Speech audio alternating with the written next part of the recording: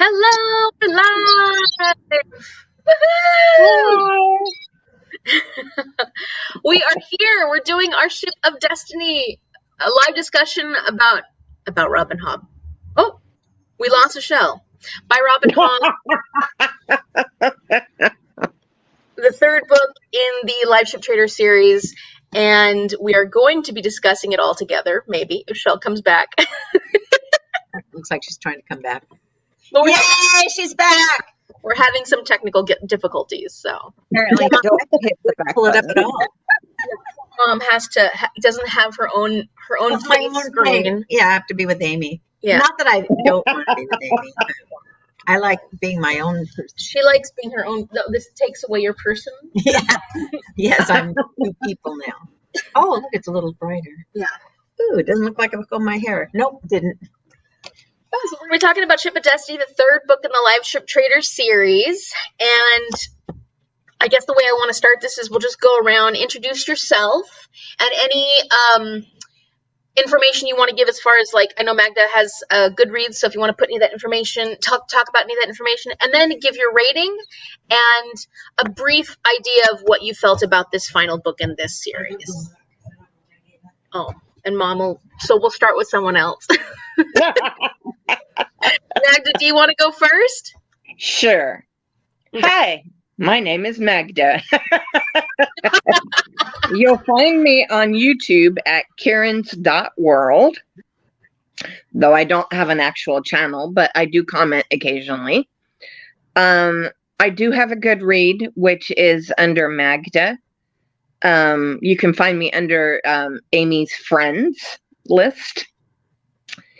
And I read or listen to a whole lot of books, obsessively so. Yes. The final book, I gave it a 5-star. It really kind of answered some questions for me, which was great. Final thoughts. It's funny because it's been a while. It's been a while.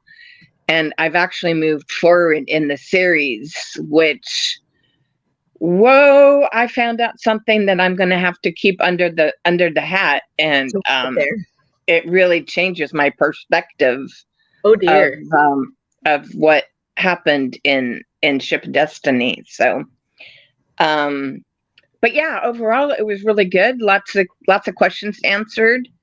Lots of questions still there. Mm-hmm. Yeah, I guess so. Loving it. Yeah. Shell, what do you think? I believe I gave it 5 stars as well. I can't remember off the top of my head. I should have looked that up, but I was busy flipping through the book. I loved it and I hated it. I gave it 5 stars. I will never reread it. I think she did a great job of wrapping up the story. Mm-hmm. So much came together, and it came together so well that I really appreciated it. I didn't like some of the directions she took. I thought it was really long. In a lot of ways it didn't need to be. She's a very detailed writer, and a lot of times I question why she included things that didn't seem to need to be there for the story. But overall, I mean, I think it was an excellent book. Yeah. I took one thing away from it that I freaking absolutely loved, and that's the only reason I wanted this discussion, because I was so happy about this one aspect I figured out. Yes. But that's about it. Okay, I did give it a 5 also, and I feel the same way both of you ladies do, is that it really tied up a lot of loose ends. And like you said, there's parts you hate, you just get so pissed, but then there's parts you just love, and then there's the surprise. So it was super. Yeah, I equally gave it 5 stars and loved the revelations that we had during this book. And I literally gasped a few times, oh my gosh, like I can't Yeah. believe that. And that was so much fun. Agreed, it was a little long at parts because it got really political, much more political with the traders and Ronica and all the things that she was going with Cerelia. And that stuff I didn't dislike, but it definitely slowed the pace down, I thought, at certain parts. And it was interesting to get to know Tintaglia a little bit more because I wasn't a fan of her I wasn't a fan of her at all in the second book, and so we're getting to actually know her a little more in this, and it took me a while to warm up to her. Interested to see where it goes. Did you actually warm up to her?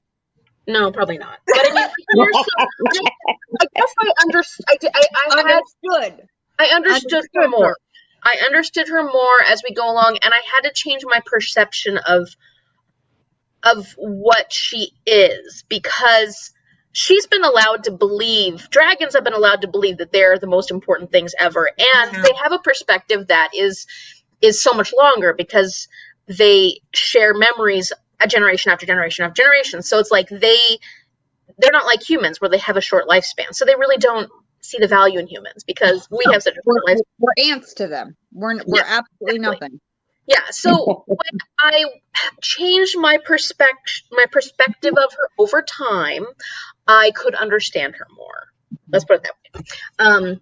But yeah, ultimately, I really liked it a lot. And now Magda's made me very excited to eventually continue on the series. But, it was so much fun.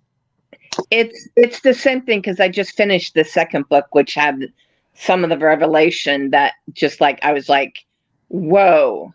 I started suspecting it before, but when it was actually revealed, I was like, oh, that like really enlightened me. But same as everything else, the first one is mostly just build up, and it's good, but I'm like really excited to start the third one now.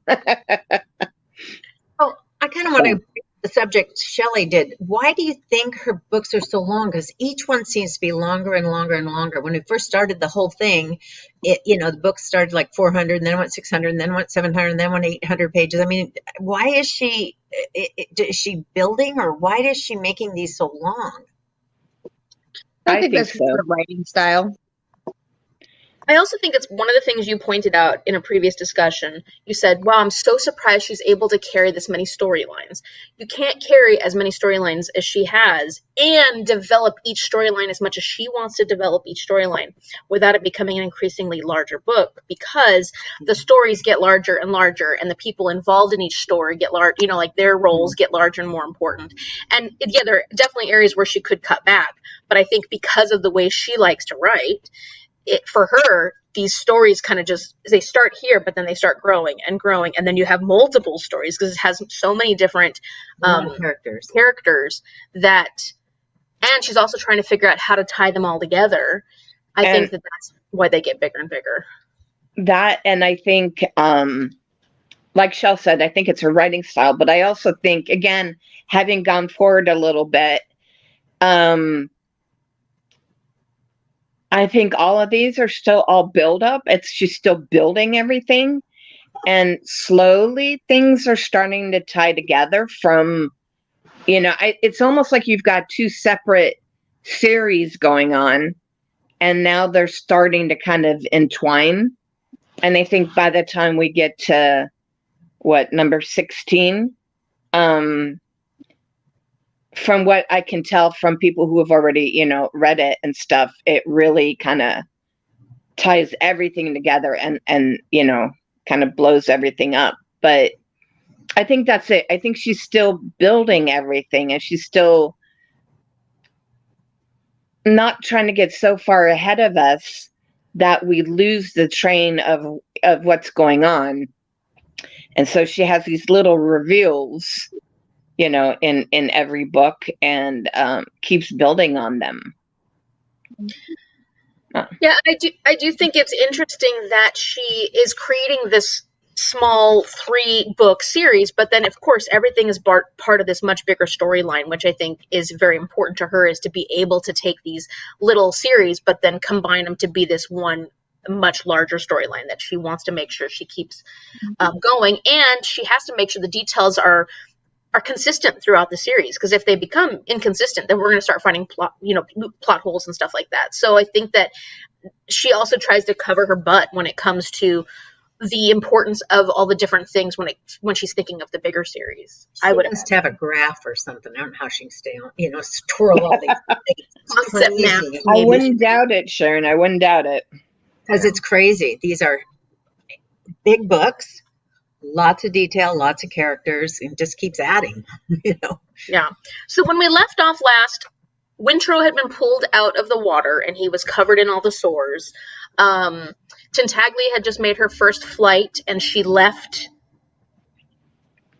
the boys, Selden and Rain.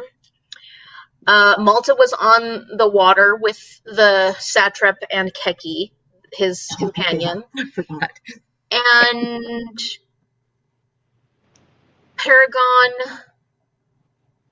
Oh, and they had Paragon. Had he been launched yet or not? Yeah, he'd been launched. So they were already on that journey. So all these things are kind of how we start out this particular book. And we start out with Tintaglia actually coming back and rescuing Selden and Rain. So what do you guys think of that particular, let's just kind of go storyline to storyline, since that to me maybe be the easiest way to kind of like organize it. So what do you guys think of like that whole situation, how that transpires and Tintaglia comes, and then how she ends up kind of using them to get her gain ultimately? I have no thoughts on it. Yeah, I can't remember it enough. I can remember it, but I remember it. I don't remember it. I don't really have much thought on it either. Okay. I think in the scheme of things, it's not all that important, other than her wanting what she wants. But other than that, she wants to have them build up the river so that the serpents can come. And, right. Okay. What do you guys think about them becoming elderlings? About that was cool. the ending between Rain and Malta was perfect. That was and having hated her so much in book one, for book three, the ending with her and Rain being the best part of the series is amazing. Yeah.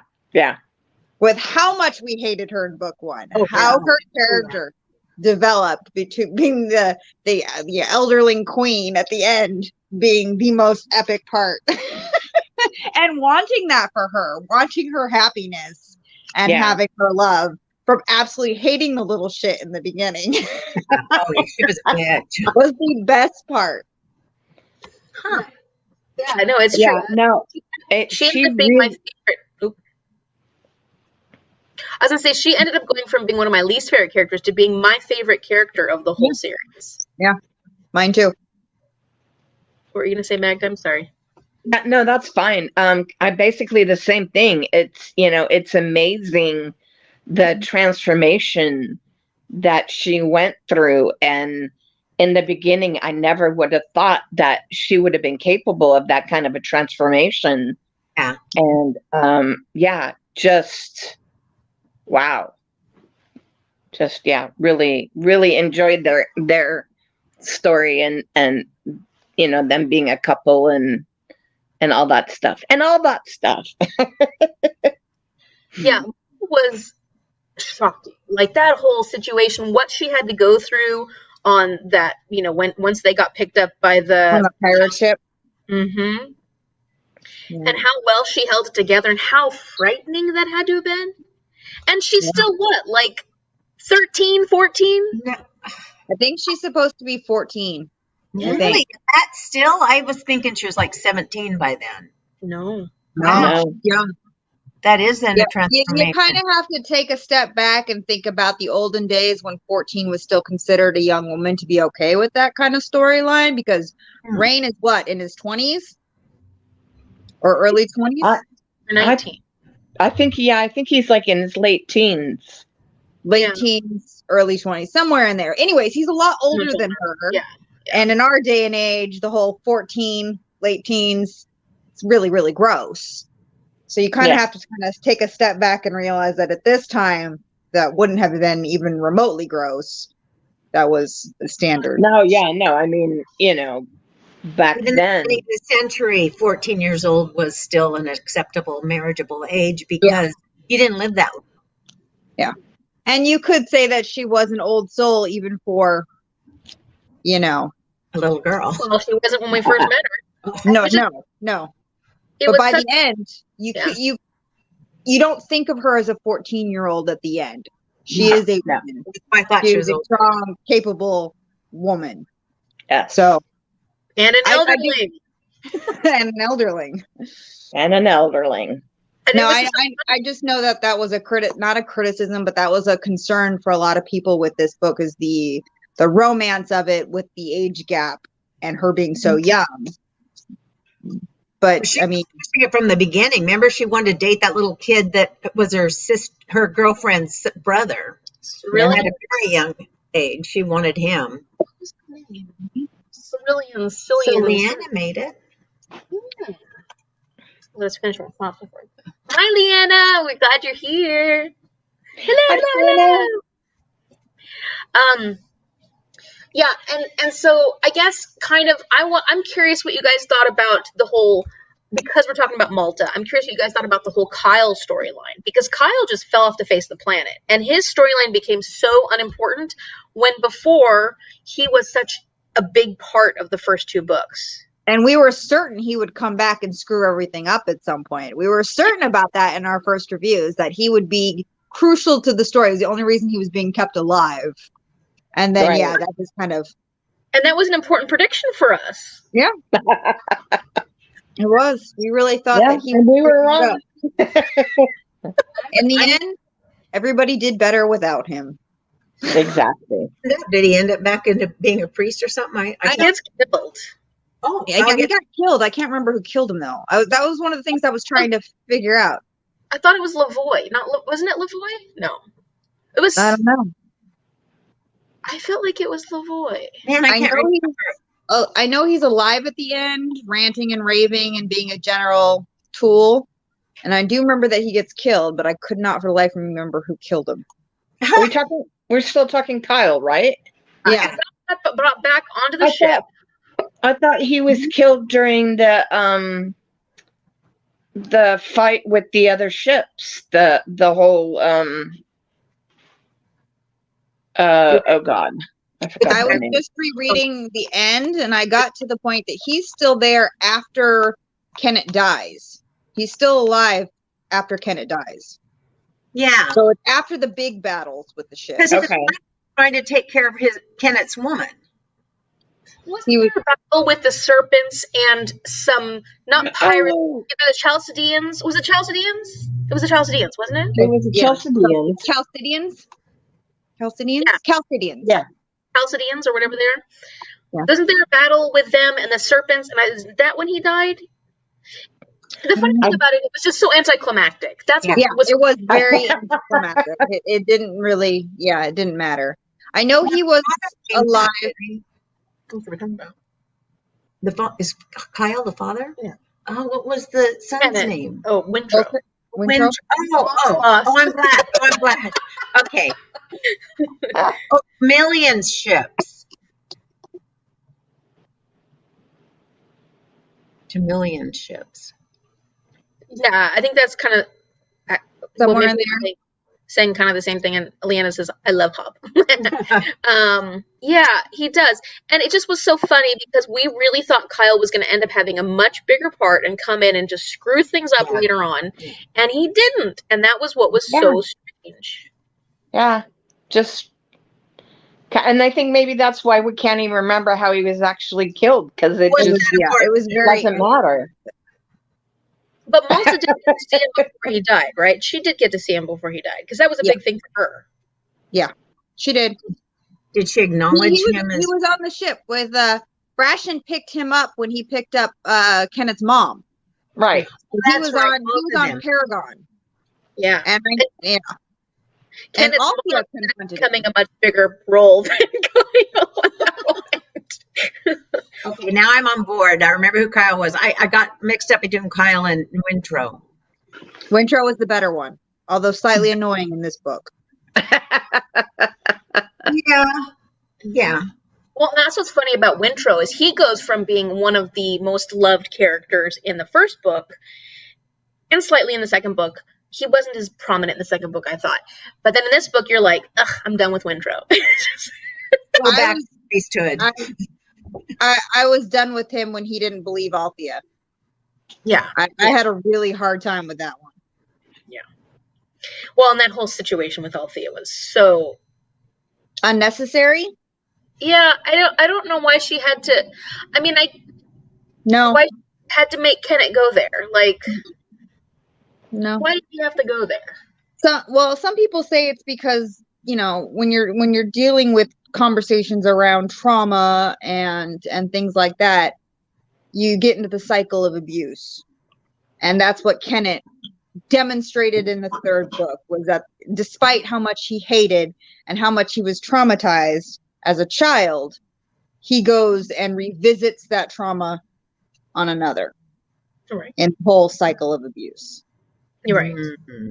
But I do not think that was necessary to the story. I don't like how it was handled. I don't like how it was solved. I don't like a lot. And I almost rated the story less for just how that trauma was handled. And reading other people's thoughts on the book as well kind of reinforced that for me. I'm still giving it 5 stars. So I think in a lot of ways it was really good. And I understand a bit why things like that are included in fantasy novels. I don't like it, but I understand that for many women, reading women going through similar things and not only processing and dealing, but becoming stronger and owning themselves is important for many people to read. However, for me, I like fantasy books without it because the real world is terrifying enough without having to do that in my spare time. So I kind of liked the way it resolved because I felt like Althea was stronger in the long run. I guess at the same time, you had a man take away her agency, take away her control, and then in order to make her feel better and get better, a man had to take her pain away. Yeah. Because Paragon was a man. Yeah. And the only way she could come to terms was for another man to take her pain away. So you've got feminism and this strength and all this stuff, but you're still giving too much agency to the male characters in the book. I guess over her own. I guess my perspective was not necessarily maybe her healing. It was more how this cycle of abuse was brought back to the initial root of it, and that's what I liked. Maybe not necessarily what happened with Althea as far as how she healed from it, but I liked that the cycle of abuse was brought back to its origin, where it originally started, and I can see that. So it would not continue and perpetuate. That's what I liked about it. That's what I liked about how she brought back that, like, the trajectory of that cycle of abuse. And I think that's, and I didn't think it from the same perspective as you did, Shell, which is important, and you're right. And of course, that the fact that a man is taking it back, that is a problem especially for Althea's healing. I think I was looking at it more from, like, the abuse being a physical thing and having it, taken back, not reversing, because you can never reverse time, but taking it out of the possibility of continuing on in the future. And I didn't see it that way, which I can appreciate more. Yeah, that was just such a hard storyline, though. And again, I don't know that it was necessary to the story from this. But I had that same thought with the second book in Cirilla. I don't even know if all of Cirilla's storyline had to be a part of this story. It was very extraneous, to me. Like, it didn't feel that it needed to be there, and I didn't like how what happened to her in the second book. Just, I don't know. I just felt like I get woman power and all of that stuff, but I don't know that in that way it was necessary to the story.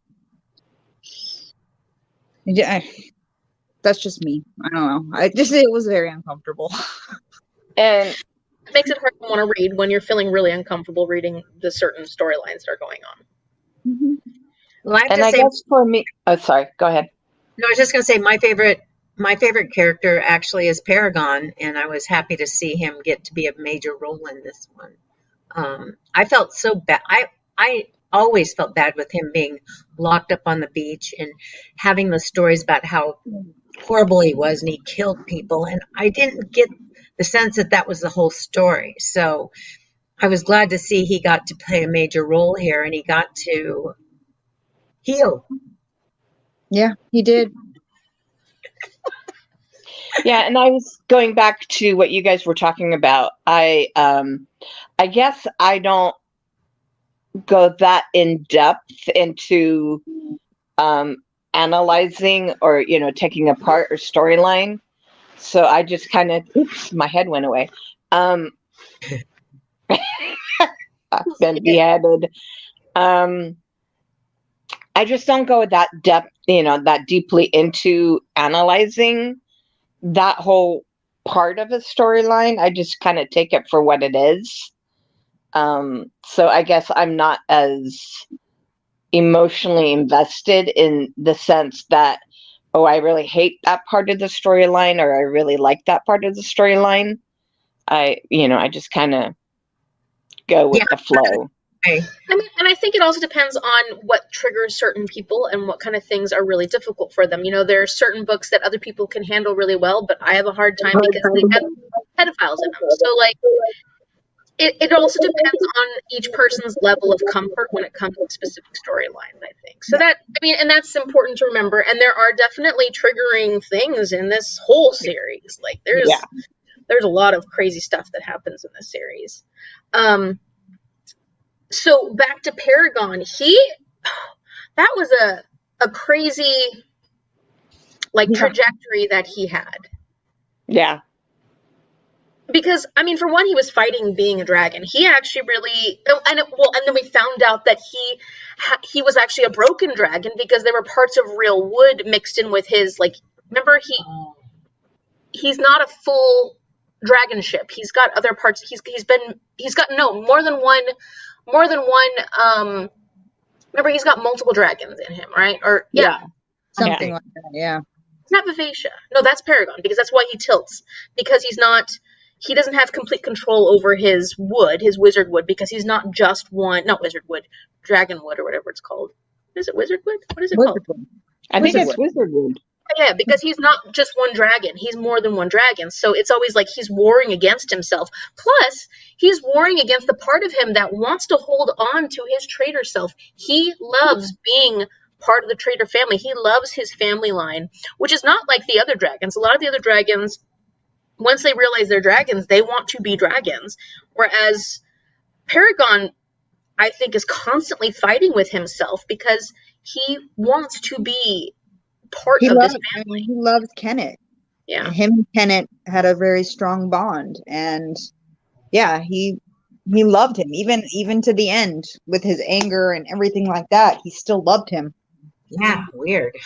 Like a true parent. Yeah. No matter what Kenneth did and what he became and what he did to him. Yeah. He still loved him. Oh.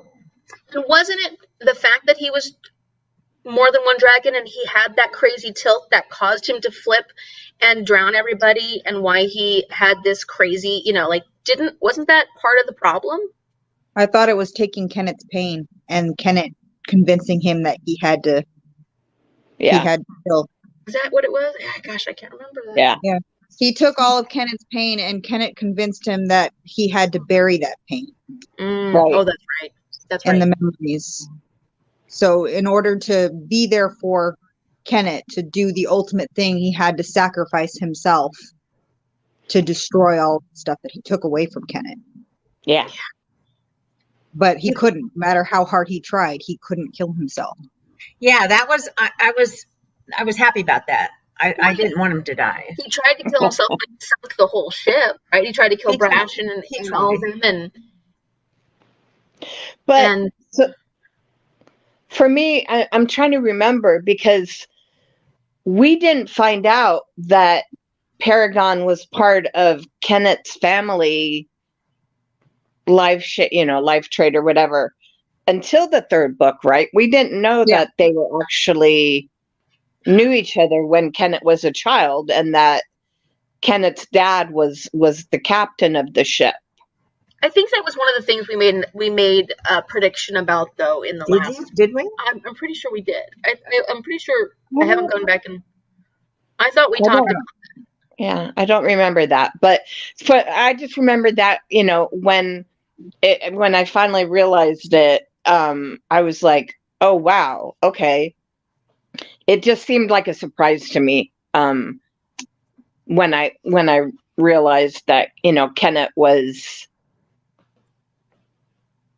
I don't know if he was born on the ship, but basically, he was tied with Paragon. And I may have shed a tear when he died, and Paragon, was insistent that they bring Kenneth back over to, Paragon for him to die on Paragon. I didn't. Well, so you remember there was a horrible captain, a pirate captain that had Paragon. Was that his dad? That wasn't. No, that wasn't. That was just that was the guy who took over Paragon. He was the pirate that took over Paragon, and he then was using Kenneth in many different ways. Kenneth was related to the boat. Yeah. Okay. So I'm sorry. A lot of this is really gone, and you guys are bringing it back. So basically, that pirate was grooming Kenneth in the way that Kenneth started grooming Wintro. But Kenneth refused to allow himself to feel the kind of feelings that first pirate had for Wintro, that first pirate, how he treated Kenneth, and I mean sexually and horribly things. And so once Althea came aboard, he saw Althea looked exactly like Wintro. This gave him the opportunity to have that relationship he was dying to have with Wintro, that connection, because it was harking back to that abuse that he had when he was a child. But he knew he couldn't. He wouldn't allow himself with Wintro. And so when Althea showed up, this was his opportunity. And the fact that she wouldn't allow him to, he just decided he couldn't handle it anymore, and he was going to take that opportunity. Okay, that makes a lot of sense. And that whole, and then his whole mom storyline on the island, like, that was just weird to me. Yes, mom's isolated. Can't talk. She doesn't. Her tongue's cut out, right? Well, Right. I'm still thinking, you guys are referring to First Pirate, but I thought that was Kenneth's dad. Ivan wasn't his dad. No. No? Okay. Ivan killed his dad. Yeah.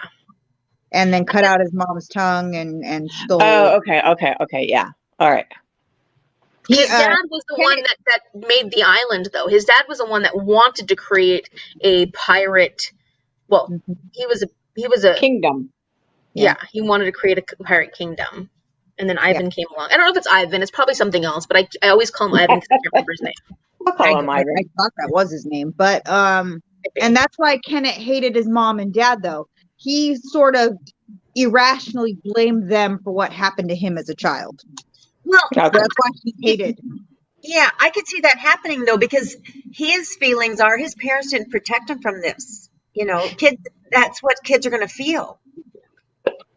Oh yeah, he's not going to understand, and that's why he was constantly punishing his mom. Even though he loved his mom and he kept her and he kept sending stuff to her. Every time he was around his mom, he could not help but be so angry at her that he was constantly punishing her. His feelings were that he wasn't protected, and he wasn't. But his dad was killed, his mom's tongue cut out. I mean, the parents couldn't protect themselves, let alone their son. But he didn't get that. He was just an abused little boy. Right. Yeah. It was all horrible. Yeah, it was it was a rough storyline. Like that whole trajectory was very rough. Yeah. Yeah. Okay, so one of the things, and we got, yes. Can I ask? Yeah. Can I ask? Yes. When did you realize that Amber was the fool? She told me. Ah, I didn't. it was a gasping moment, Shell. That was one of the gasping moments. But I didn't get it. Okay, wait. Tell me when you guys did, because honestly, that's the thing that I've been holding on to. I didn't figure it out until the second book in the next trilogy. That's what you were holding on to. I gasped when it happened in this book. I was like, No, I Shelley, never picked up on it. Shell, I never did. no, I Amy gasped didn't at get it. something Shelley else. got it, and she told I got Amy. And Amy, Right. I made her tell me. No, my gasping moment was when I found out that the ship head was Fitz. And that was my gasping moment. I was like, oh my gosh. And then I kept thinking, how does Amber know them? And like, I couldn't put it together. And that's when you told me, or at least you said something, you alluded to something, and then I figured it out. But my gasping moment was actually Fitz, because then I was like, this is all interconnected. Oh my gosh. You know, like, yeah. Yeah, no, I didn't get it.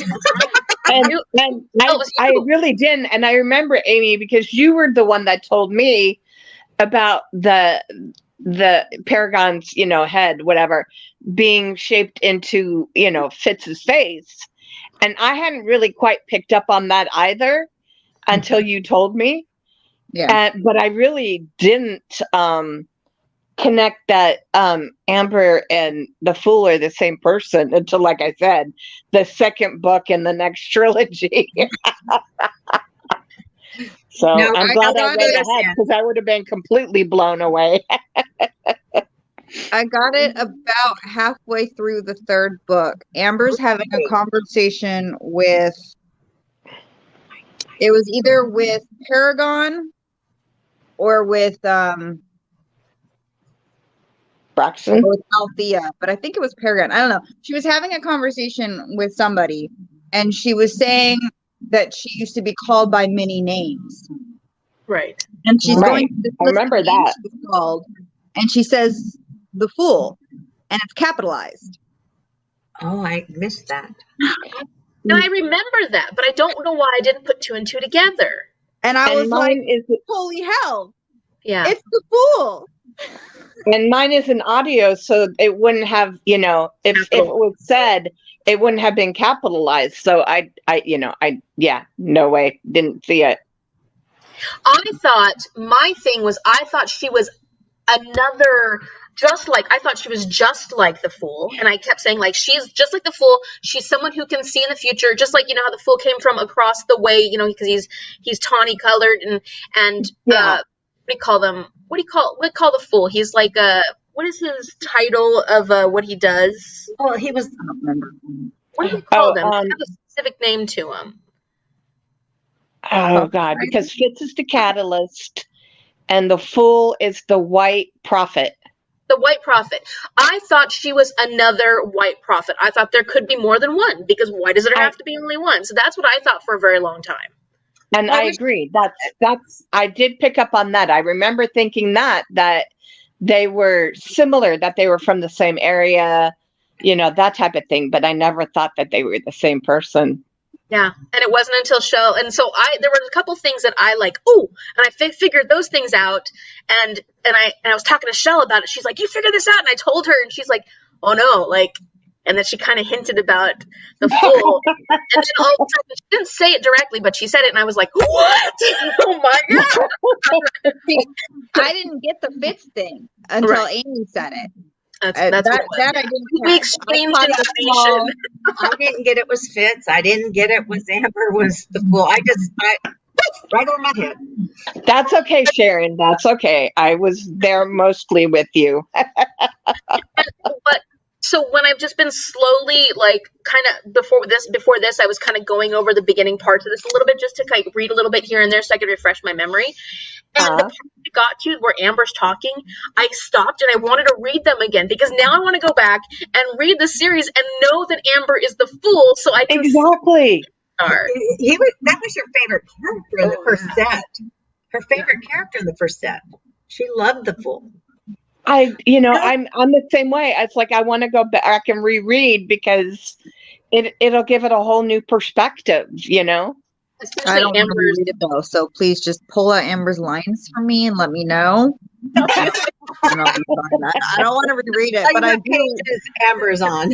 Yeah, But I do think it'd be interesting to see at least her parts again from that perspective. Because it did take until the middle of the third book for me to grasp who she was. You were there. Boy, you were on top of it, kid. I felt so impressed with myself with the whole Fitz thing, but the Amber thing, To me, that's impressive. That totally went over my head. But Yeah, as soon as you said it, I was like, oh, the person that she loved. Like, duh. Although I'm still confused. Do we refer to them as they? Like, I still am not sure about. Yeah. Well, it's almost like they're taking on different personas where they are. You know, And there were a lot of questions about gender with the fool in the first book, but the fool was always called he in that series, always called he. And then in this series, the fool is always called she. And so it's almost like a different persona completely. And the fool, and then I thought back when Shell told me that, I was like, duh, the fool was so good at toy making and using his hands. He was so creative. Here he is using his hands to make this jewelry and stuff. Like, there's so many. Well, no, here he makes dolls. But yeah, before he was making dolls. But it's so obvious when you think back to all the things we learned about Amber in this particular series, but it was not obvious enough that we got it until the final book. Well, and it was only obvious once you knew, because it brings you back to that. You want to go back and reread that storyline, because how many clues did you miss? That's exactly right. I think there were clues. There were clues, and we didn't catch it. That was pretty. It was pretty awesome. Well, I mean, we didn't catch it till later. Huh?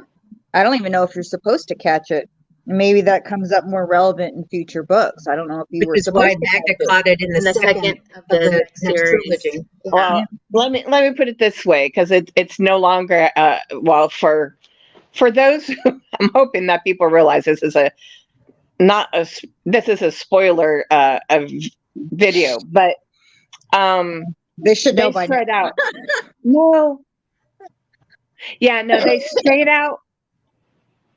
She straight out comes and pretty much says it in the second book. In the next series, in the Tawny. In the next series, yeah. There's a scene that happens that you're like, I mean, you're basically being bunked over the head with it. So, it's like, if you didn't pick it up before. In the first book of the next, isn't it called the Tawny Man trilogy? Yeah. It's a Tawny Man trilogy. Yeah, you're back with the first book. Fool. Oh, okay. But not the real fool or Amber? No, you're back with the fool. Yeah, the fool. You're back with the fool and Fitz. Yeah. And, oh, God, why can't I think of his name right now? The young prince. I mean, we basically jump ahead a good portion of years. And I think that's when you come to realize that while we were away from them is when the fool was Amber in, the Dragon Realms trilogy. And now we're back. And I don't know if the question of is it a he, is she, a they? I don't think it's been answered yet, because I'm still wondering. So it also seems like they can change appearance. Because I feel like the fool was described as looking differently than the way Amber is described. Yeah. And that took me a little bit and I questioned myself for a little while. Like, I thought she was described differently. Even skin tone, I thought, was described differently between Amber and the fool. So Yeah, I Yes, thought maybe not yes, drastically. yeah, yes and no. Because there are also references, especially back in the first books with the Fool, that he's really good with makeup and Right, because he was the fool. Right, and that was his. yeah, Yeah, Dressing his face up for his performances. for his performances, and he carries like a whole makeup kit and so on and so forth. So Oh, okay. yeah. because that one threw me. Leanna says had to look it up. The pirate's name is Ygritte. Ygritte. Started with an I. Yeah, also known as Ygritte the Bold and Ygritte the Terrible. So whatever happened to him? Did we ever Ygritte know the what Dick. happened to him? I thought Kenneth killed him. Kenneth killed him. Oh, Kenneth killed We him? find that out in this book, right? I don't know. All I vaguely remember about that is we now know where Egret's stash was. Wait, And did Paragon That's kill right. Ygritte for Kenneth? possibly. Because, I know he was killed. so yeah, Paragon, how did he end up on the shore? He killed several batches of people. He He killed his whole crew when Right. he tried to drown himself. I think twice he's Well, done the it. second time he did it for Kenneth, right? I don't For know the what happened. first time. Oh, the first time? I think so. Yeah, he probably didn't roll when when Kenneth's dad owned him, but then when Ygritte had him, maybe he rolled to kill that whole pirate crew, and then his family got him back. His new family, Yeah, but they beached him because he killed two because crews he of. killed their crew. Well, and they thought that he killed the father, the original traitor, when Ygritte actually killed the original traitor, or Ygritte, or whatever it is. Ygritte. Leanna's read all but the last trilogy. I've been saving it because I don't want it to be over. I do that a lot. I still haven't read the Green Creek series because I don't want it to be over. And I've only read one of them. The clone. That was so good, Shell. I finally know, and I finished know it will be. I know it'll be fantastic, but I can't bring myself to read it because then I will have read it. I know. No, I know. I get it. Okay, so yeah, that was a big deal, and I think that was the biggest thing that was a shocking element to the story, and how we tie back so much to that, plus the Elderlings. Like, the Elderlings was an important tie back to the first series as well, because we learn about the Elderlings in the first series and the area where the Elderlings are, and then that's how the dragons are able to tie back to the first series as well. So how did all the Elderlings die and then they had to be recreated again? Is it because the dragons are now back alive? So then, do the dragons create the Elderlings, or what happened that we're now creating Elderlings that had all gone away? What do you think? I don't remember. Well, and we only have one dragon. Yeah. It's not like, But what did happen to the dragons again? Why did the Elderlings go away and the dragons go away? Well, I think the dragons went away because the Elderlings took care of them. The Elderlings, the race died out or something. They didn't actually. Didn't they become Elderlings? You know, the stuff that grows on those people that Snails. Dragon scale. Mm-hmm. So it was always available to that race of people that were living on the river, but they never expanded out to it until the dragon came back. So I wonder, is it weird? Did they explain any of that? The Elderlings are basically created because of their relationship with the dragons, and the dragons have created them through their relationship. You know, how they need to be provided for by the humans, and Right. the reason that we know this is because Malta remembers everything. Remember, she goes into that place, and all of a sudden she has the memory of all the Elderlings and all the history of the Elderlings, kind of like how the dragons share memories with each other. Malta ends up with all the memories of the Elderling situation, and then she kind of knows. And because of all their interactions with the dragons, just being with the dragons, they're starting to turn into Elderlings. Selden, Rain. Okay, Malta. so it is. They're their bodies prompted to become elderlings because there's dragons available. Yeah.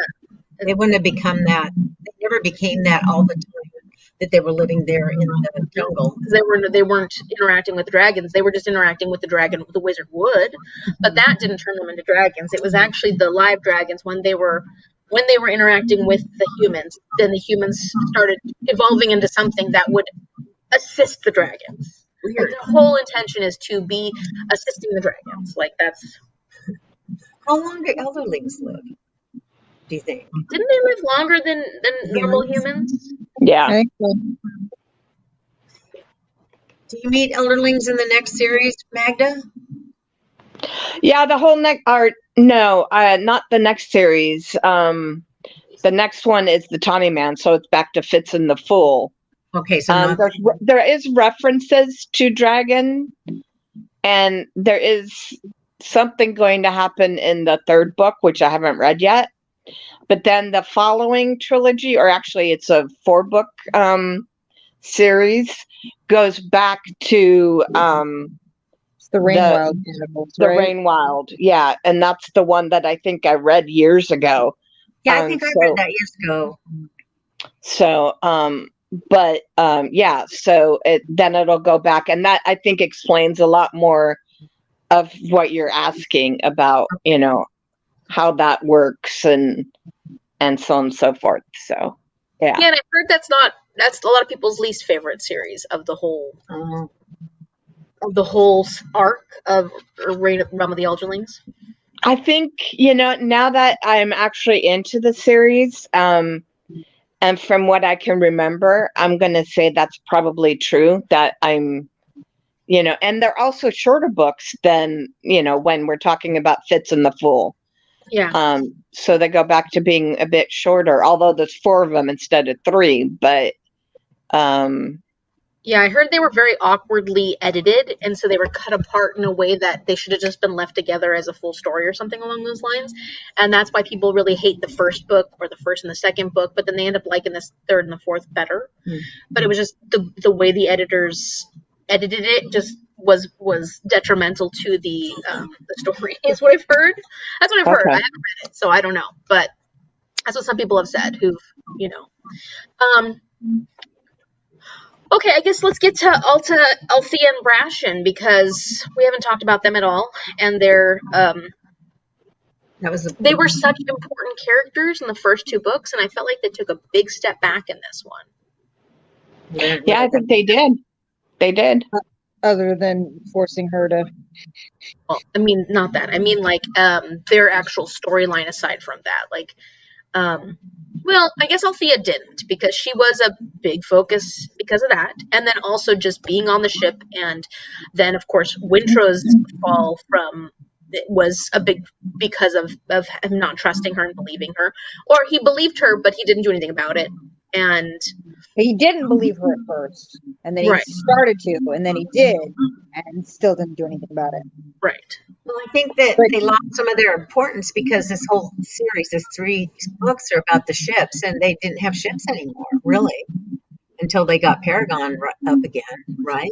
Well, I mean, it is about the ships, but it's also it is another, like, we're moving on to the next, how this relates to the bigger story. And in this case, the whole reason that the Fool is there is to make sure that Wintrow is there to take over the pirate kingdom and take care of the baby. To raise Edda's son. Edda's baby. Yeah. Yes.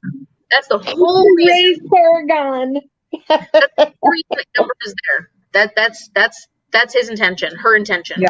their intention. Their intention is to be there because that's the next big part of the great, he's a prophet, the white prophet. So their big important thing, the only thing that's important to Amber is making sure that the prophecy continues on and that they're there to kind of aid it along. How does this baby get to be a prophet if its mom was, his dad was Kenneth, the mom was So what her position? Amber tells Wintrow that it's important that he keeps in mind that everybody's going to refer to him as Kenneth's son, but that it's Edda's son. So Edda may have some So background. remember that connection to Edda instead of Kenneth. But he also says that it's pretty much tells him it's important that Wintrow be there to raise him. Right. Right. The whole reason, the whole series, she tells him, I've been looking for you this entire time. First I met your aunt, then your sister, but I've been searching for you this entire time. And then she tells him he needs to pretty much remember that it's Edda's son, and that he needs to be responsible. I mean, the only thing I know about Edda was that she was a prostitute or something, or just a woman that was used like that. She was. Oh yeah, we met her in a house of prostitution, right? And she becomes the queen of the Pirate Isles. She becomes the queen, and her son will be the king. And he plays a much bigger, important role in the greater storyline, obviously, because that's the whole reason that Amber's there. Will it be the next series or the last one? I'm guessing that's going to be significant later on, like way further on. Yeah, I think so too. Like in the last series. Yeah. Or that's why Leanna doesn't want to read it yet. So interestingly, a big part of the first series is that Fitz's son becomes king. And the second series, that Edda and Kenneth's son becomes king. Oh! Battle of the Kings! And Pirates versus the whatever they are. The good guys. I don't know, but it's pretty interesting, the correlation there. It was very important that the Fool's Journey helped Fitz's son become king. Yeah. And in this one, beautiful. With royalties. Where did Edda come from? From a brothel. No. I know that. No. Brothel? Her background when she was... Her actual ethnicity. I don't know. Wasn't she from Jamelia? Possibly. I don't remember. A lot of the Pirate Isles was from Jamelia. I thought she was from Jamelia or Chalced or something like that originally. Isn't that where everybody's from? We've strayed far away from the Six Duckies. I guess the reason I'm asking is because what in Edda's lineage makes her an important mother to this king of the pirates? I'm guessing that she's also some lineage to the White. Possibly. It wasn't clear if Amber thought that was important in terms of the lineage, or if it was important to remind Wintrow, because Wintrow loves Edda. Yeah. Yeah, that it's not just Kenneth's son, but it's Edda's son, and you need to be there and raise and take care of him. Like, okay. So I wasn't without that reminder. He loved it. Yeah, she did stress that it was Edda's son, and that most people would always think of him as Kenneth's son. I know, because I just flipped through this exact chapter. But she does. She makes a point of, it's Edda's son. Everybody's going to think of it as Kenneth's, but it's important to remember that that's how you need to think of them. But it's not clear whether Edda's is the issue later on, like that's because of her lineage, or if it's because it's a reminder to Wintrow that this kid is the woman who loves him. Like, it could be telling us that with Wintrow's background of being a high priest, and he actually had some magical abilities, because remember when he would create things when he was in the priest's house, or the priest scary. He had some magical abilities. I'm wondering if he's going to either teach this kid his magical abilities or bring out this kid's magical abilities. It's very, a lot of predictions we could come up with. It's very interesting. I mean, the magic in this series is interesting magic because it's not like obvious magic. It's not like it's not this obvious magic, and it's almost like what we think of in the past when people thought of unicorns and stuff. Like, they didn't actually exist at that time, but the people that lived in that time believed in it, and so it was true to them. And so I feel like there's a level of that when it comes to the magic in this whole series where it's true to them, and so maybe there is elements of it that are true, but it's not like something that everybody universally goes, oh, there's magic. What I don't fully understand is in magic worlds and whatnot. Generally, magic is consistent in the world, whereas this, you have the six duckies where there's two sorts of magic that are kind of entwined, but there's magic and it's understood by that area.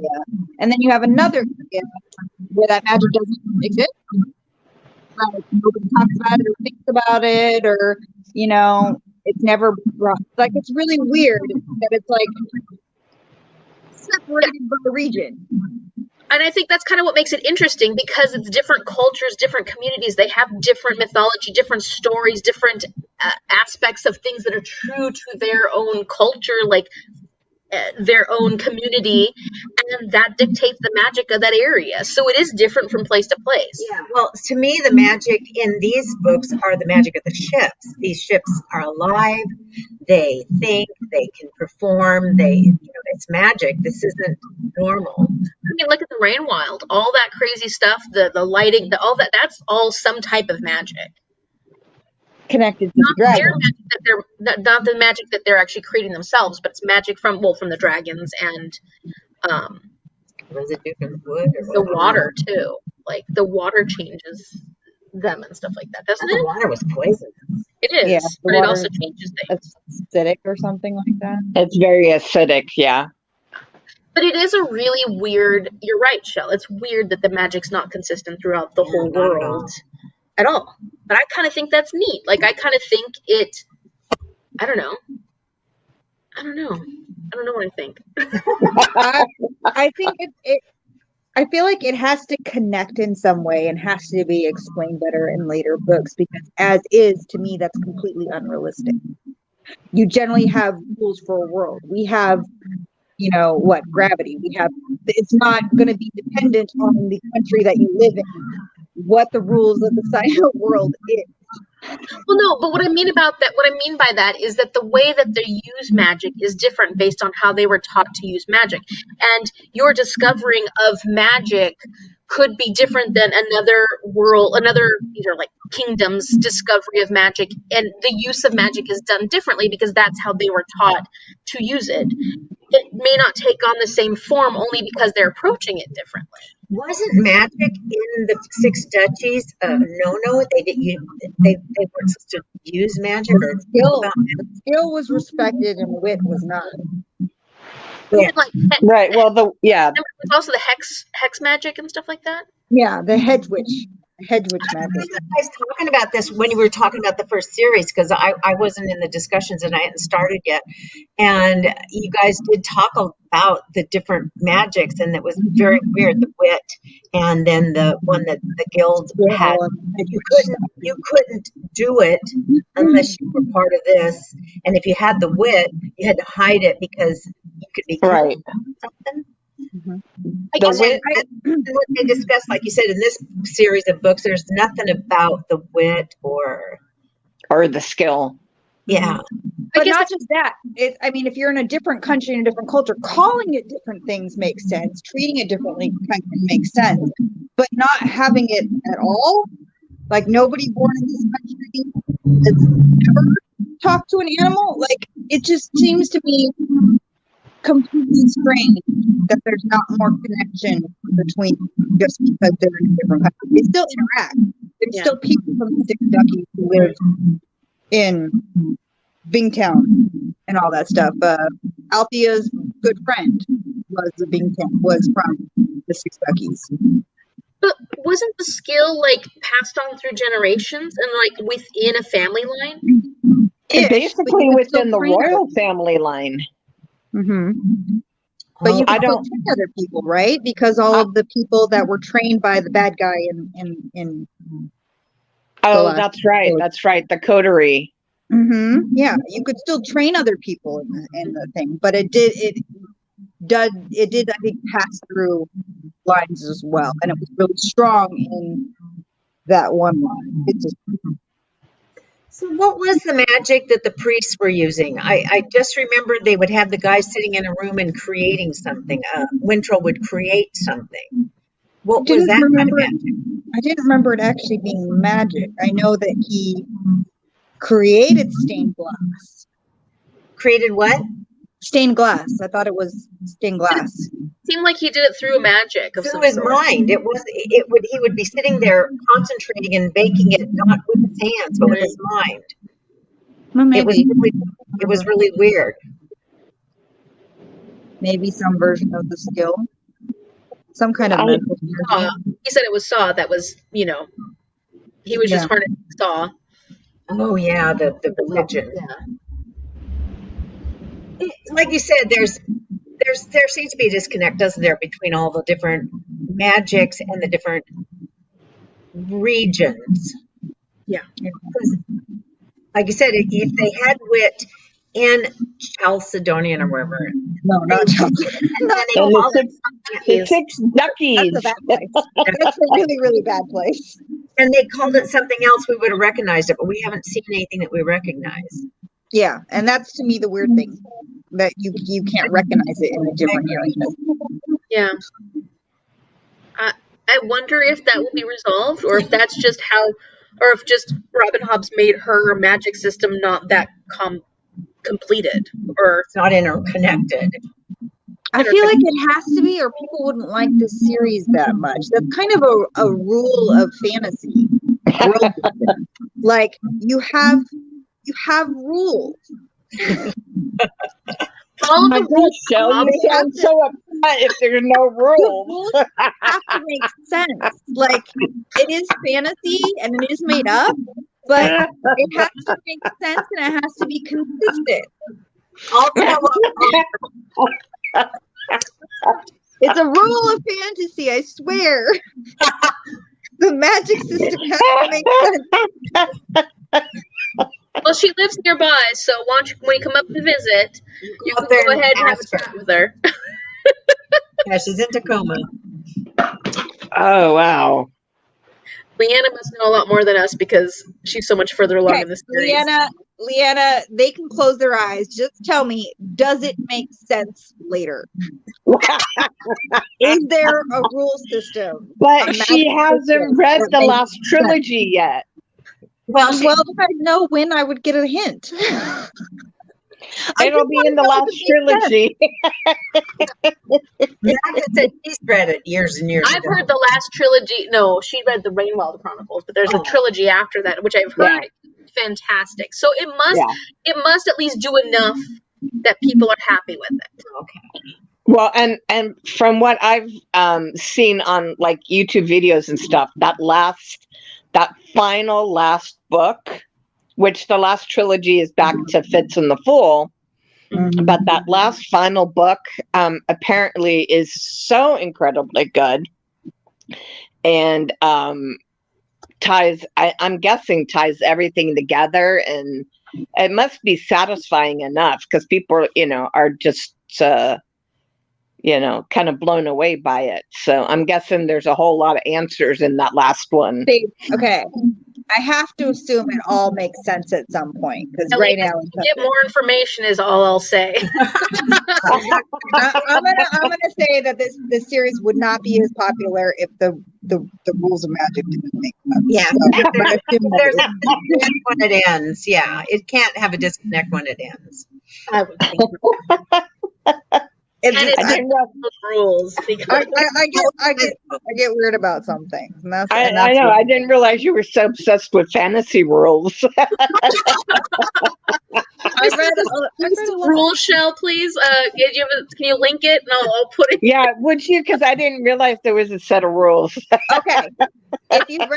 If you've read any of like Mistborn or The Wheel of Time or anything like that, that's what these authors, why they're so well known and famous. It's because their world makes sense.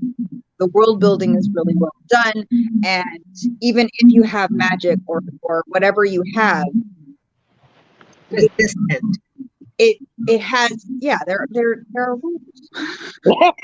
if you can't do this, you can't do it. Let me just message Brendan and find out what the rules are. He'll tell you.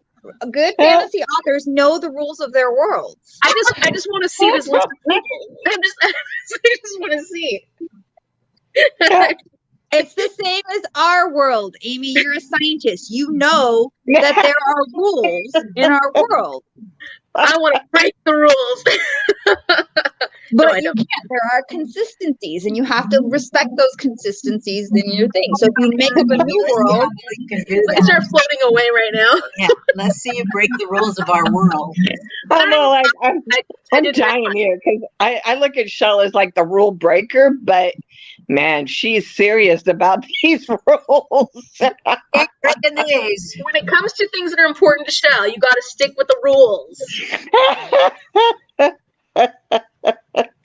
We love you so much. I do. I Fred love it, walk Shell. away. Thank you. So when things don't make sense, you don't like the book as much. If through the first 5 books there is something that you No, can't you're do, right.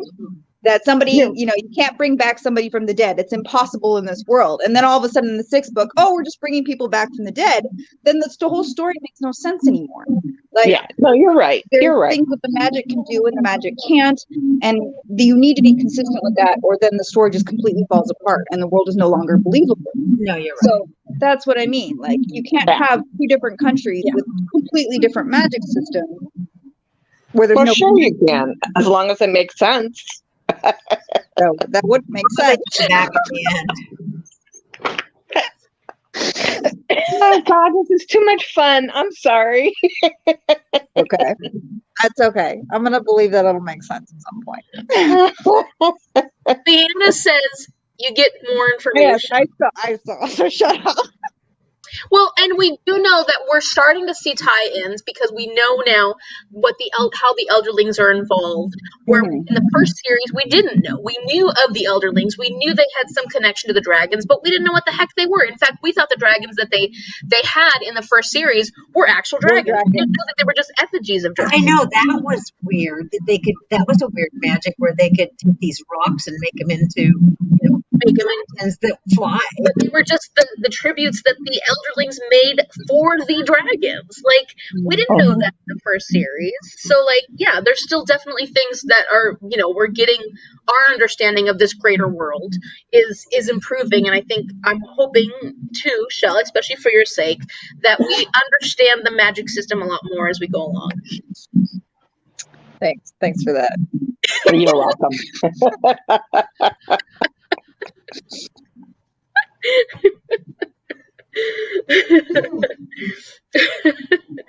Any other big thoughts about this book, about this series? I mean, I think we hit the important things that we really wanted to hit. Yes, that out of About Winthrop everybody. and all, but Winthrop really did kind of, he just It was kind of all about Malta. It became Malta's story. It did. So I'm trying to remember. So Althea and Braxton are off on Paragon. Mm-hmm. Helping, and then Winthrop is on Vivacia. Mm-hmm. Yes. And she's become the pirate life ship or whatever they've created or whatever. The name Bolt. So where did Rain and Malta end up? I'm trying to remember.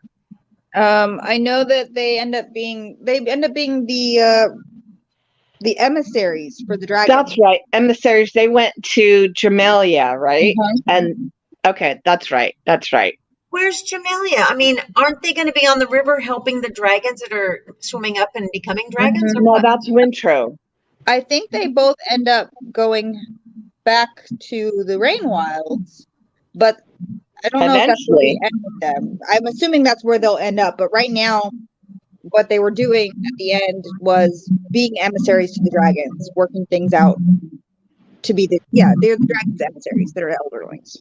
Yes, because they're getting, because they need to build up the town and the river to make the path for the serpents to go up, and so they need workers and they need material, money. And so and money and all They that. take So care they're of the dragons once they become dragons Yeah, again. because I was and going all to say that at kind of the end, they need to stay there on the river because their job is to care for the dragons the rest of their lives. that becomes Althea's job. Althea and Brash and Right. Paragon. They're That's the ones that are escorting all ones- the serpents. Will they become elderlings being around the dragons like that? we don't know. I don't know. We don't know. I don't think think so. everyone who's become involved will become elderlings, though, won't they? I don't We know. don't know. All I know is we leave them. That's part of their contract with the dragon. Right. They took Rain and Malta to Jamelia, and they were gonna That's right. I forgot they were gonna do They were going to help clear out the river and lead the serpents to. and leave the serpents. Yeah. That became their job. And I know And that then- they find Efrat's stash of goods along the river or whatever. Oh, that's right. And they found they found the old treasure. Yeah. Oh, that's Treasure. yes, Right. that's right. Who was it that actually found it? Paragon. Paragon Yeah, and Well, Paragon knew where it was stashed, Yeah, right? Paragon knew where it was. Okay, Yeah. that's what I. This is a total aside, but I just wanted to give a little nod to Kefria because she actually had a pretty good little arc in this particular book, where she was so weak through the whole series, and you don't like Kefria at all because you're just like, what a weak character. And all of a sudden, she pulled it all together in this book. Which one was she? Was she the one that His mom. Oh, And I know that's a random thing, but I was just thinking about like characters that improved. Kefria actually improved a lot for me in this book. Yeah, she did. yeah. There are a lot of strong female characters in this series in particular. I just wish that that woman that was abused by the captain. You know, she was. that So was Cerelia, yeah, whatever her name was. Another character that became strong through rape. but then she just kind of a stupid. She did some stupid things when she was on. You know, because of Ruid, that one trader that was taking, like trying to make her. she was kind of trying to be political, and something happened. I can't remember. She was so annoying to me, and when she became the representative for the satrap with the traders, like it was so frustrating. She became such a frustrated character to me. But in this one is where Ronica basically puts herself in Cerelia's house, in Devon's house, and is just pushing back the whole time. Is constantly pushing back, and Monica's like, I'm gonna die here, and I'm gonna die. I'm ready to die if I have to. So what I'm gonna do is I'm gonna make sure that things go the right way. That's the grandma, right? That's a grandma. Yeah, she is an amazing character. I loved her She throughout really is. Yeah. the book. I think that she did the best in showing that character. Yeah, I agree. And I definitely like Ronica did exactly what she needed to do, and you knew that this was exactly what she wanted to do and was important to her because she'd already lost her husband who she loved, and it was really hard for her to recover from that anyways. So for her, all that mattered in her life was the trader, was Bingtown, was being a trader, was her legacy within this community, and she was going to do everything she could to make sure that Bingtown survived. I felt so sorry for her when she discovered, that her daughter's husband just was a shithead, and they shouldn't have given him the ship. I felt so bad for her because then she felt totally betrayed, by her. That's nice of you because I felt like, No, she thought she was giving it over to her daughter in good faith, not realizing. You think Ronica should have known better instead of giving? I was mad at Ronica the whole first book because of that whole shit. I was like, when she found out that Kyle was a dick, I was like, Ronica, serves you right. Which is what I say, but I felt that. So you think she learned something very valuable with that, and I think it was a lesson that she needed because, yes, you're right. I was very angry with somebody as smart as she was to make such a stupid decision that really affected her and her family. But yeah, I did not feel bad for that.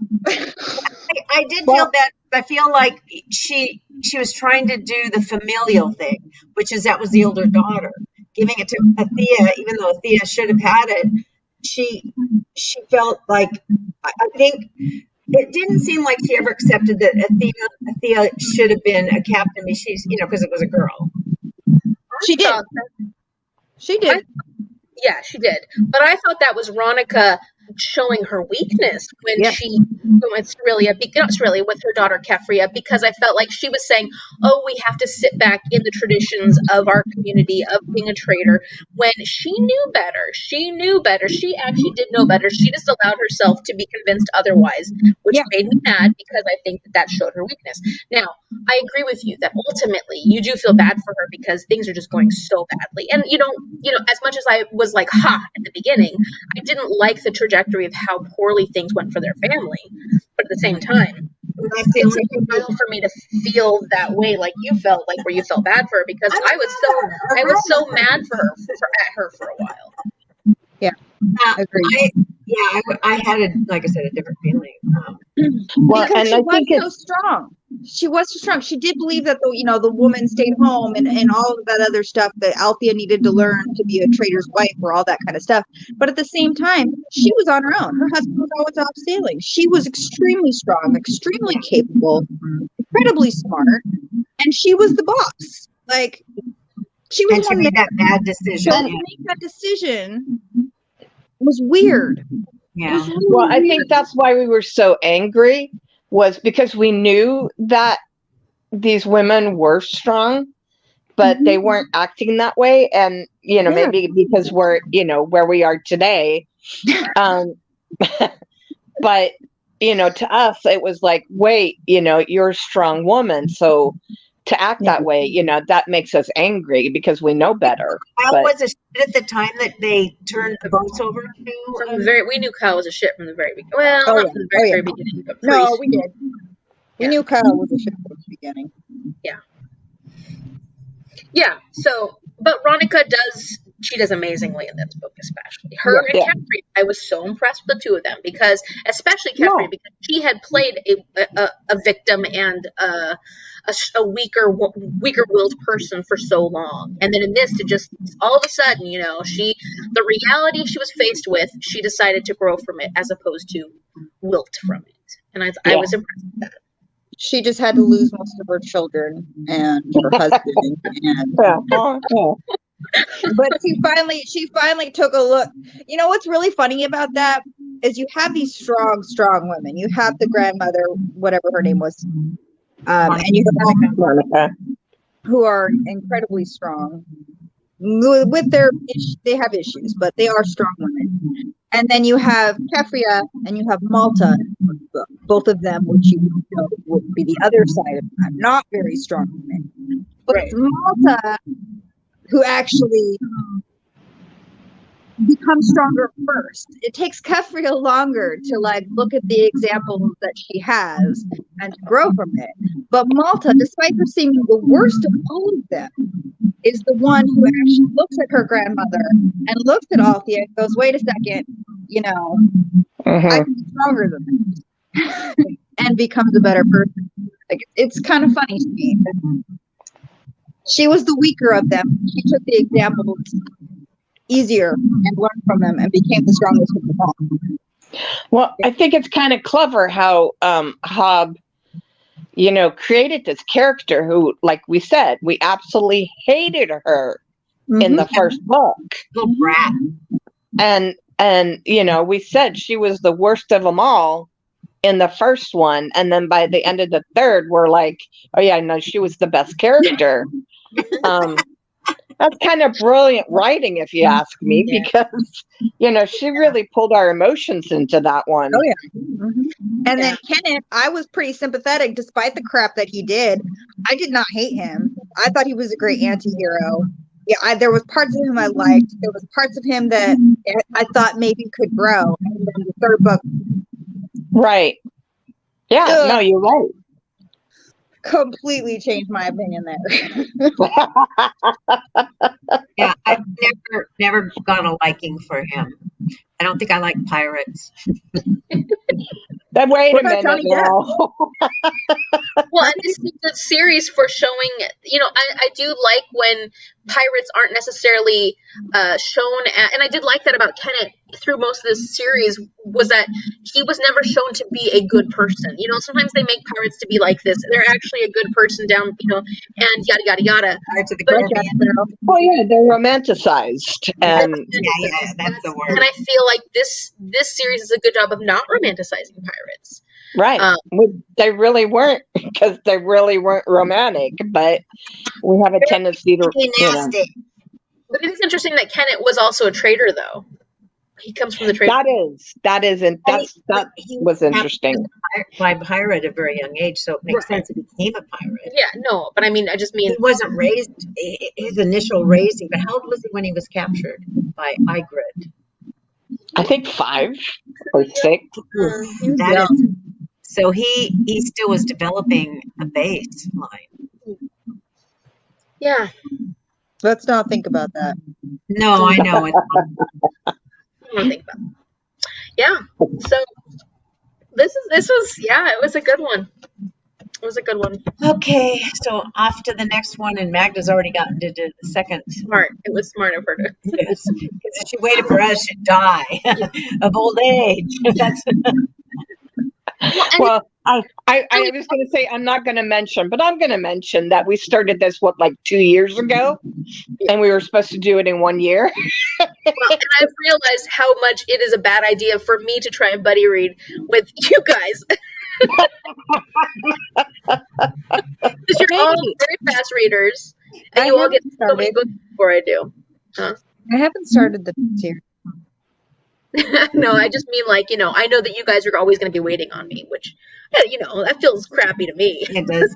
It's really Don't feel crappy. You do great. You do. You're just, you have a lot of different interests, and you're not retired, and so you've got lots of different things that you've got to do, and you don't have the. They like Sunday.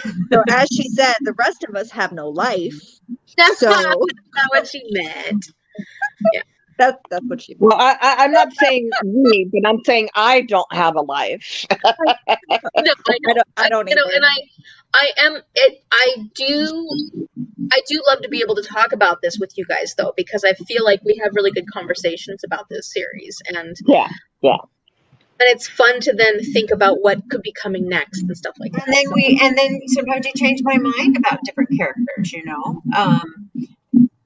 Maybe I'll think about Canada as a semi-good pirate, but maybe not. No, I just remember defending his feelings for Edda after book 2. Like, I was like, there is a part of him that loves her. And I still believe that, even after his crap. And he got stupid. Yeah.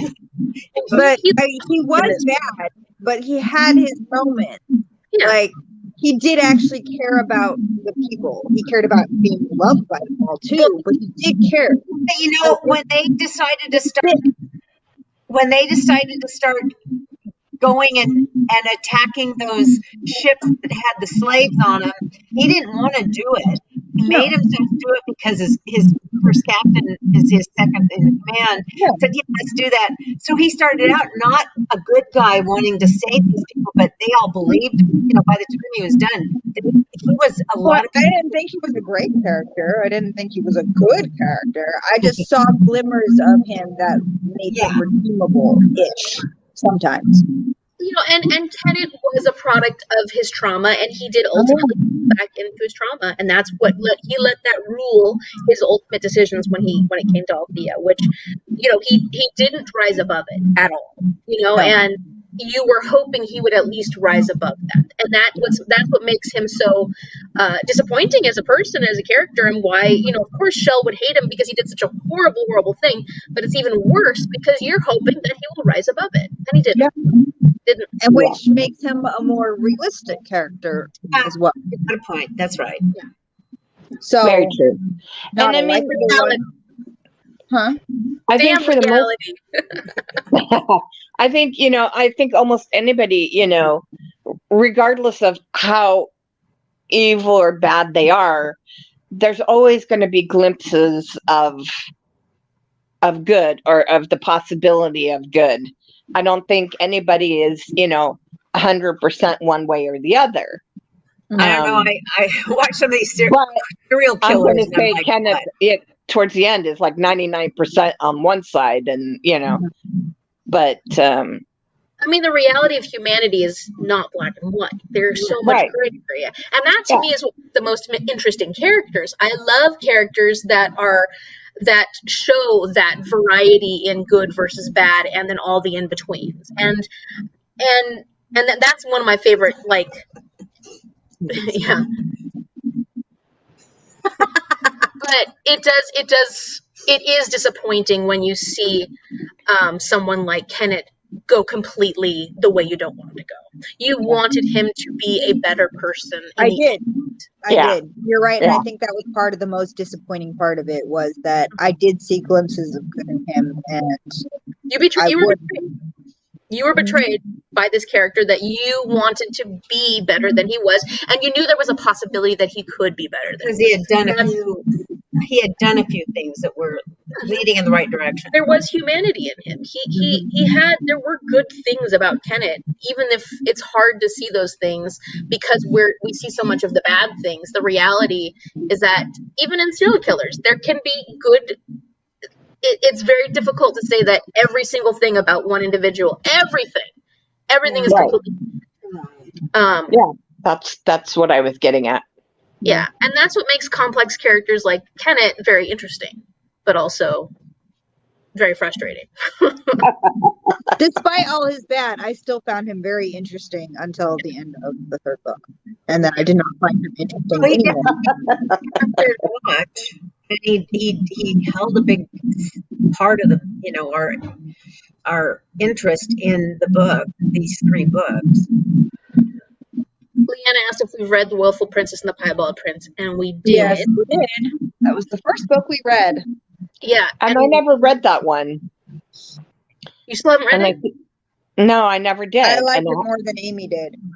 Right. I think I'm going to have to go back and read it, though, because... Wasn't it? And I remember Amy had me read it. I liked it.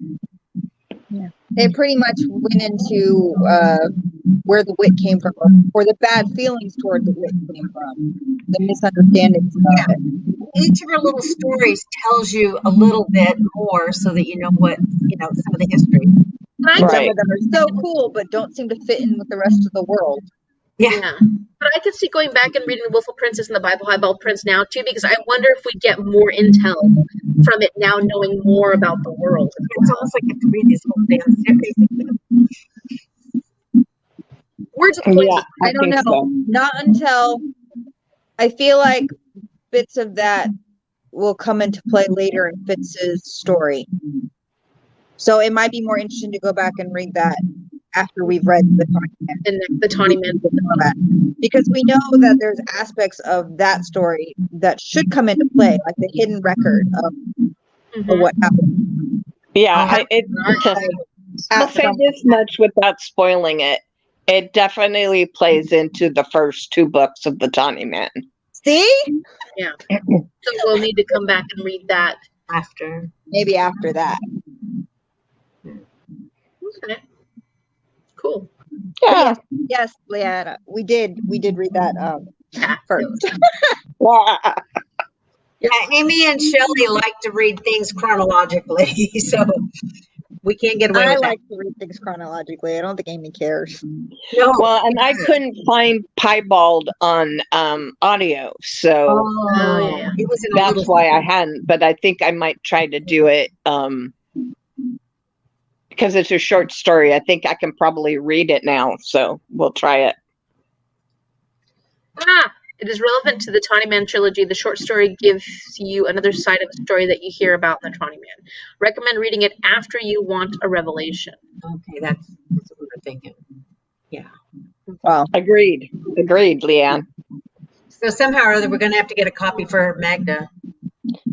No, I because like an actual physical copy, I wouldn't be able to read. But if I can find an e-copy of it, then does the inheritance have? Because I know it carries a lot of the short stories. Doesn't have it in there. No. Do you want me to read it to you and just record myself and send that to you, Magda? Oh, would you, Amy? It could be like a bedtime story. That'd be nice. Write that down. You're gonna wait for like 3 years for that. I know. Maybe it'll be my Christmas present.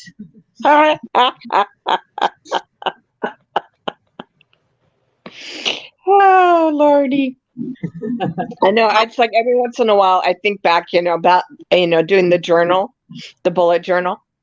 And remember, Amy, I created that really pretty page for the Elderling series with Amy and Shell. Yeah, that was my 2021 journal. This is the series that will keep on giving. Yeah. So when you're ready, I'll just go ahead and reread it because She has it as an ebook, but I think that might be your Christmas present, Magda. I think I'm going to put on my acting voice and read The Willful Princess and the Piebald Prince. Which is funny because she wasn't a big fan of that story. I want to reread it though. I actually want to reread it before we start Tawny Man trilogy. So Please I might. Please read it after. Why? Because it's going to take you forever to get to the Tawny Man series to begin with. It's not going to take me that long to read The Willful Princess and the Piebald. Wait, what did Leanne just say? She has the ebook. No, there was like a long message from her, but anyway. I read it before. Relevant to the Tawny Man trilogy. She recommends reading it after. You want a revelation. After the Tawny Man trilogy. This is after you want a revelation. What does that mean? What do you mean? After. Read it after. This is after if you want a revelation. Okay, so after the Tawny Man trilogy, read it, and then you'll get the revelation. Okay, I get it. I get it now. Isn't that if you don't remember what happened in it? In that story, wasn't that a woman and a son, and wasn't there some Sapphic love in there and Sapphic? No, that was the other one. Oh, okay. So then I might not remember. No, that was Willful Princess and the Piebald. Well, Because it was her maid and the princess that had love with each they other. had love. They had Abuse. There was no love between those two. But had the baby. Oh, was it the princess? Yeah, it must have been. She fell in love with a guy from a different land. That's right. And they had a kid. And the kid was... He was the horse trainer. Mm-hmm. Who had wit. Right, that's right. Oh yeah, we're gonna give it all away, Magda. Don't worry, Magda. Sorry. I'll eventually get you an audio copy of it. Written it down. She will. It's on her list. It's my Christmas present, so I'll make sure I put it on my Christmas Before list. December 30. Okay. Wait. But Christmas what year? I got one for each of you.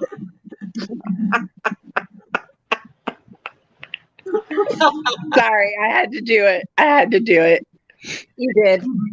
You can read it before too. In that case, you will know that you aren't getting the full story or the other side of the story, right? Because we did read it already. We read it at the very beginning. And we definitely knew there was a part that we wouldn't know about until later on. Yeah.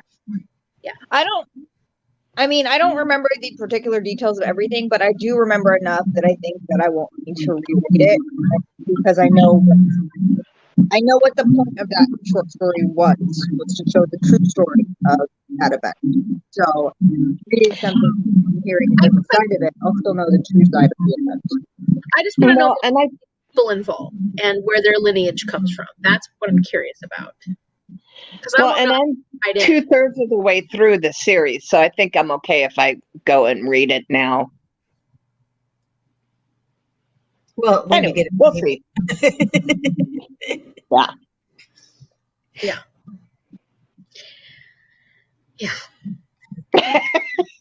Okay, then. I think we're done. Yeah. Any other thoughts, feelings, comments, concerns? I think we did good. Should I assume that we will read the next book sometime beginning of next year? Yeah. That sounds good. Amy's got November, December locked up. I know. November's already almost over. And December, Oh, so I'm looking Discount at Advent Calendar Challenge. Yay! I'm going to try to read all the books again this year, but we'll see. Yeah, Amy's making it different this year. It'll be fun. Not hugely different. It's still the same concept, but I'm changing it up a little bit. So, but Good, I there's can't still wait. plenty of books for you to choose from, Magda. I read some books you had last year. There'll be 24 books to choose from. Can you give away what carol you're using this year? Sure, because there's not very many people here with us. I'm doing Deck the Halls. Okay. it. House of Holly. Fa la la la La la. la la la la Hey, la. I'm wearing my Christmas sweater. Ooh, let's see what is That'll that. be interesting. It'll be interesting to see what you choose for fa la la la la la la la. I didn't do fa la la la. Everything all done. Already got it all figured out. Because it's 12 sentences. The whole song is 12 sentences minus the fa la la la la. Because I'm like, that would be like 4 sentences. Okay, cool. Steven Baby Doll. Huh? Uh, Are you singing it? saying it, but yes. Yeah, so it's gonna be fun. I'm excited. I'm really excited. I've got some other tricks up my sleeve this year because we're not doing the Disney pins, but we're still doing ad calendars. So we're doing something different. Yeah, Disney pins run like $400 each because they're so expensive. So We just haven't had the opportunity to. we can go to Disneyland this year because we couldn't do it. So, but we're Yeah. still gonna do Advent stuff, and it's going to be fun. Well, you're still going to do the truffles, aren't you? Yes. Okay. And we got to get those actually. Maybe that should be my Christmas present to you guys. I'll send you some truffles. Or baked truffles. Yeah, we've got a sneeze candy here that opened up recently. We might go there because the other place we have some nice chocolatiers here, but their truffles are too big to fit in our little teeny truffle. Our little thing is very tiny. It's like 1 inch by 1 inch. Last year, Amy got them up in Canada, and neither of us have a passport to go to Canada right now. I do. You I've do? got one. What they do? I can go up to Canada. Mom can't. I can't because to get my an enhanced license, I needed to have my divorce papers, my both husbands, and I have no clue where that shit is. I mean, I can order it, and then my passport's expired, so I just need to take a picture and send in the money and get my passport. But I heard that's taken a long time because so many people are off work. But And if she never sends it in, it's going to take even longer. I haven't requested a new So passport. Magda, you and I will go up to Canada, and Mom Okay. can stay by herself. Very good. Well, this has been wonderful. It's been fun, and we will let you know when we eventually have another one. In the meantime, Visit I us. will have finished the series, and then we'll go back and reread. So thank you so much, Leanna, for joining us. Thank you, Leanne. Everybody in the future who watches this, I hope you comment in the comment section down below and let us know your thoughts. Share with us your thoughts in the future too, because I know Ruby has been reading the series, and I know Paige will be reading the series, this final book soon. So let us know what you guys think. Let us know your insights.